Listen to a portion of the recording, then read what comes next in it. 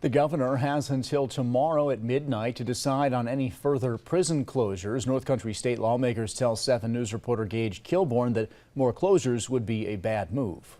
I'm not anticipating any, but I have no inside knowledge of that. When the clock strikes midnight Tuesday, a state deadline on prison closures will pass. Governor Kathy Hochul's administration closed Great Meadow Correctional Facility and Sullivan Correctional Facility in November. Last year's budget allowed for up to 3 more prisons to be closed. Assemblyman Scott Gray hopes Hochul doesn't make any last-minute closures, which he says would cause great stress on prison staff. It creates a very unstable atmosphere for employees that are there. We don't advocate for closures.